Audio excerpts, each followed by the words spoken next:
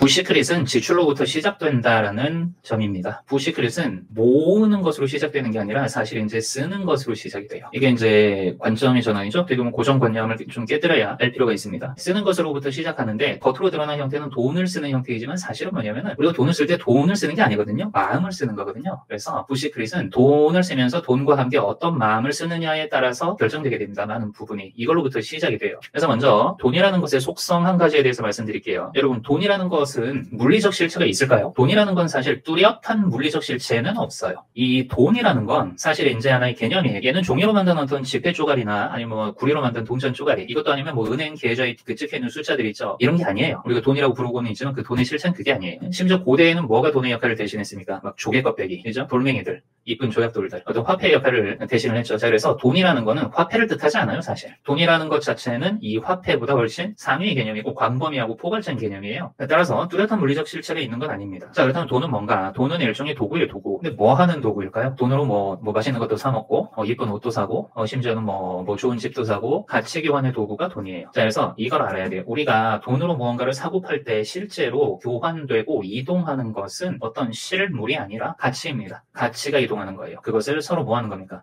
교환하는 겁니다. 가치 교환. 자, 따라서 돈이 그 도구라면은 돈은 내가 사거나 팔고자 하는 어떤 가치의 상징이겠지요. 근데 이 교환이라는 개념을 여러분 한번 보세요. 그냥 일방적인 증정이 아닙니다. 나로부터 가는 게 있으면은 나한테 오는 게 있다는 뜻입니다. 반대로 나한테 오는 무언가가 있다면은 나에게서도 반대로 무언가가 간다는 뜻입니다. 자, 이게 교환이에요. 그렇죠. 상호 교환이죠. 일방적인 증정이 아니라 상호 교환이에요. 그러니까 내게서 무언가가 나가면 내게서 나간 그것을 매개체로 삼아서 반드시 또 다른 무언가가 나에게로 뭐 되게 되어 있습니까? 돌아오게 되어 있습니다. 그것이 교환이죠. 내게서 무언가가 나가고 또 무언가가 돌아온다. 자, 그렇다면 결국 뭐예요? 돌고 도는 거죠. 이때 잘 보세요, 여러분. 돌고 도는 요 모양을 잘 보세요. 나한테 돌아오는 것은 결국 내게서 나간 것으로 인하여 촉발된 무언가일 것입니다. 따라서 여러분, 나에게 돌아오는 모든 것들은요, 무언가는요, 나에게서 나간 그 무언가하고 나에게 돌아오는 무언가는 무관하지 않습니다. 밀접하게 연관되어 있다는 뜻이에요. 그럼 결국 내게서 나간 것이 전체 세상 안에서 모든 인연관계를 타고 몇 바퀴가 될지는 모르지만 돌고 또 돌아서